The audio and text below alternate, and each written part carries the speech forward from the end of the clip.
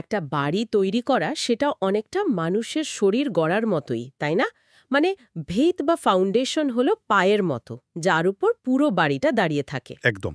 আর superstructure, সেটাই তো হলো বাড়ির মূল শরীরটা, মানে দেওয়াল, ছাদ, এইসব। ঠিক। আজকের এই আলোচনায় আমরা বাড়ি তৈরির এই শরীর মানে সুপারস্ট্রাকচার নির্মাণের কিছু খুব গুরুত্বপূর্ণ দিক নিয়ে কথা বলবো।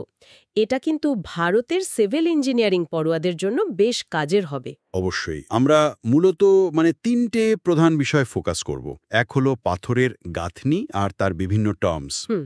দুই, ইটের গাঁথনি, যেটা এখন খুব বেশি চলে, তার বন্ড মানে ইট সাজানোর রকম ফের। হুম। আর ৩ নম্বর হলো কিছু অস্থায়ী কিন্তু খুবই জরুরি কাঠামো, যেমন ভাড়া, ঠেকনা আর ফর্মওয়ার্ক।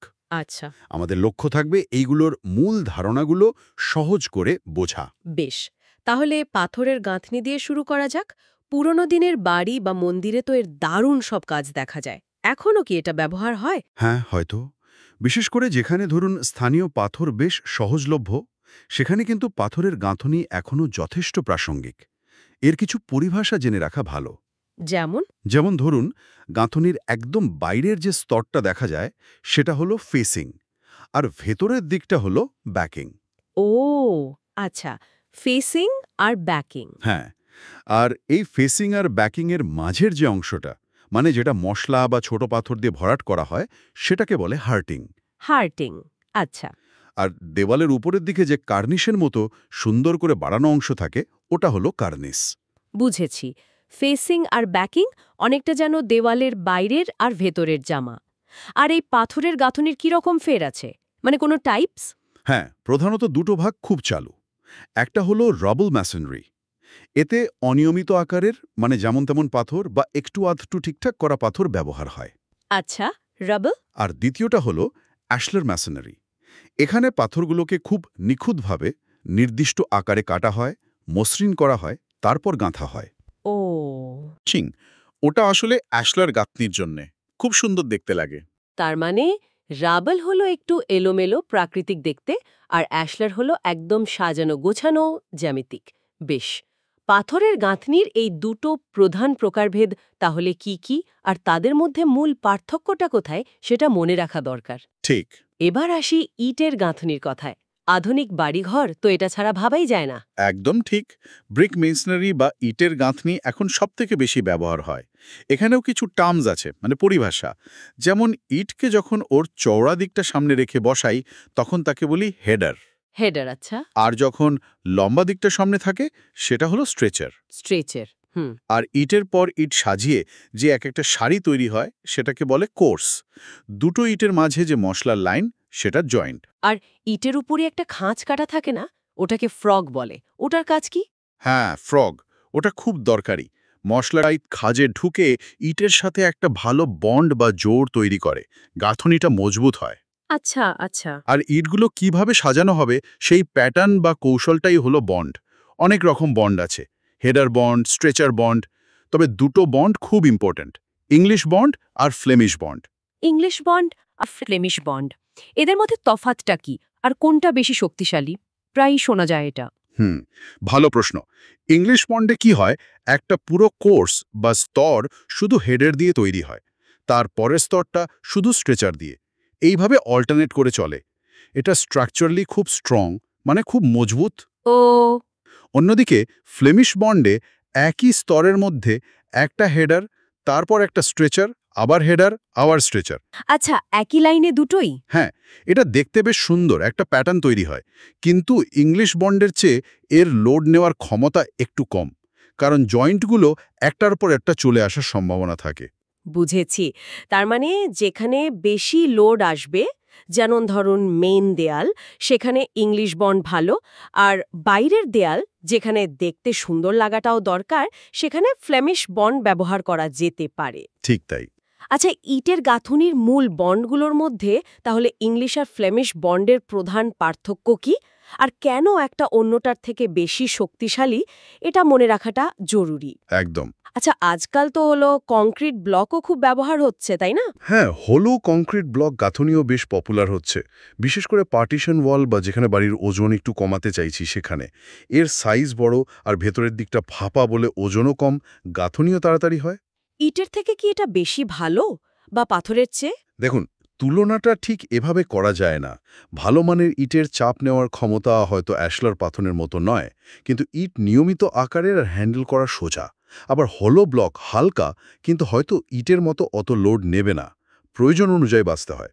বেশ, তাহলে ইটের গাঁথনি আর হলো ব্লকের ব্যবহারটা বোঝা গেল। এবার একটু ওই জিনিসগুলো নিয়ে কথা বলি যেগুলো বাড়ি তৈরির সময় লাগে, কিন্তু বাড়ি তৈরি হয়ে গেলে আর দেখা যায় না। মানে ভাড়া, ঠেকনা, ফর্মওয়ার্ক। হ্যাঁ, এগুলো হলো টেম্পোরারি স্ট্রাকচার, কিন্তু ভীষণ জরুরি। প্রথমে আসি ভাড়া বা স্ক্যাফোল্ডিংয়ের কথায়। স্ক্যাফোল্ডিং।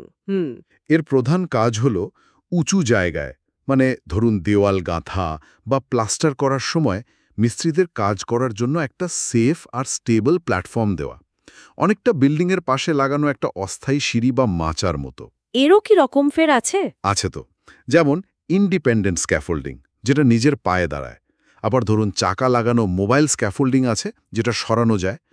বড় হলের ভেতরে ছাদের কাজ করার জন্য বার্ড কেজ স্ক্যাফোল্ডিং ব্যবহার হয়। আর এগুলো লাগানো বা খোলার সময় তো খুব সেফটি দরকার। অবশ্যই নিরাপত্তা বিধি মেনে, মানে প্রপার ট্রেনিং পাওয়া লোক দিয়ে এগুলো ইনস্টল আর ডিসম্যান্টল করা উচিত। অ্যাক্সিডেন্ট হওয়ার চান্স থাকে না হলে। ঠিক। এরপর তাহলে ঠেকনা, শিওরিং। হ্যাঁ, শিওরিং বা ঠিক না, এর কাজ হলো কোনো দুর্বল বা ধরুন পাশের বাড়িটাকে সাপোর্ট দেওয়া, বা কোনো দেওয়াল হেলে পড়ছে সেটাকে ঠেকিয়ে রাখা, মানে অস্থায়ী সাপোর্ট দেওয়া আর কি। এটাও কি কয়েক রকমের হয়? হ্যাঁ, যেমন রেকিং শোরিং আছে, যেটা হেলিয়ে দেওয়ালে ঠেকানো থাকে। আবার ফ্লাইং শোরিং আছে, যেটা দুটো দেওয়ালের মাঝে হাওয়াতে ভাসে বলে মনে হয়, মানে নিচ থেকে সাপোর্ট থাকে না। ইন্টারেস্টিং। আর ফাইনালি ফর্মওয়ার্ক, যেটা আমরা চলতি কথায় শাটারিং বলি, ওটা তো অনেকটা কেক বানানোর মোল্ডের মতো। একদম পারফেক্ট উপমা। ফর্মওয়ার্কের কাজ হলো ঠিক তাই। যখন আমরা লিকুইড কংক্রিট ঢালি, মানে কাস্টিং করি, তখন সেটাকে ওর নির্দিষ্ট শেপ বা আকারে ধরে রাখা, যতক্ষণ না কংক্রিট জমে শক্ত হচ্ছে। আচ্ছা। এটা সাধারণত প্লাইউড, স্টিল বা এখন কখনো কখনো প্লাস্টিক দিয়েও তৈরি হয়। এটাকে কিন্তু খুব মজবুত হতে হয়, কারণ কাঁচা কংক্রিটের চাপটা তো কম নয়। তা তো বটেই। আর কংক্রিট যথেষ্ট স্ট্রেংথ পেয়ে গেলে, মানে শক্ত হয়ে গেলে, একটা নির্দিষ্ট নিয়ম মেনে এই ফর্মওয়ার্ক খোলা হয়। এর একটা টাইম লিমিট থাকে, যেটাকে বলে স্ট্রাইকিং টাইম। বাহ, তাহলে এই তিনটে টেম্পোরারি স্ট্রাকচার, স্ক্যাফোল্ডিং কাজের সুবিধার জন্য, শোরিং কাঠামোর সুরক্ষার জন্য, আর ফর্মওয়ার্ক কংক্রিটকে শেপ দেওয়ার জন্য, এদের কাজ কি কি সেটা পরিষ্কার হলো। হ্যাঁ, মোটামুটি আজকের আলোচনা থেকে সুপারস্ট্রাকচার তৈরির একটা বেশ ভালো ছবি পাওয়া গেল আশা করি। একদম। সংক্ষেপে বললে পাথরের গাঁথনি ঐতিহ্য আর স্থায়িত্বের প্রতীক, ইটের গাঁথনি আধুনিক নির্মাণে সবচেয়ে বেশি ব্যবহৃত আর ভার্সাটাইল। আর ভাড়া, ঠেকনা, ফর্মওয়ার্ক এগুলো ছাড়া নির্মাণ কাজ ঠিকঠাক আর নিরাপদে করা প্রায় অসম্ভব। সবই সুপারস্ট্রাকচার তৈরির খুব জরুরি অংশ। একজন সিভিল ইঞ্জিনিয়ার হিসেবে এই কৌশলগুলো শুধু পরীক্ষার জন্য নয়, আসলে ভালো করে বোঝাটা দরকার। কারণ নিরাপদ, মজবুত আর টেকসই বাড়ি বা স্ট্রাকচার তৈরি করতে গেলে এগুলোর প্রয়োগ জানতেই হবে। ঠিক বলেছেন। ভবিষ্যতে হয়তো নতুন মেটেরিয়াল আসবে, নতুন টেকনোলজি আসবে, কিন্তু এই বেসিক প্রিন্সিপালগুলো, এই ভিত্তিটা জানা সবসময় জরুরি থাকবে। ভালো নির্মাণ মানে শুধু ভালো ডিজাইন নয়, সঠিক পদ্ধতি মেনে কাজটা করাও। একদম। আর শেষে একটা প্রশ্ন ভাবার জন্য থাকলো, ভবিষ্যতে কি এমন কোনো মেটেরিয়াল বা টেকনোলজি আসতে পারে যা আজকের দিনের এই গাঁথনি বা ফর্মওয়ার্কের কনসেপ্টটাকেই হয়তো পুরো বদলে দেবে? কে জানে। এর উত্তর হয়তো আজকের তরুণ ইঞ্জিনিয়াররাই খুঁজে বের করবে। দারুণ একটা প্রশ্ন। এটা নিয়ে নিশ্চয়ই ভাবা উচিত। আজকের আলোচনাটা খুবই ভালো লাগলো। অনেক ধন্যবাদ। ধন্যবাদ।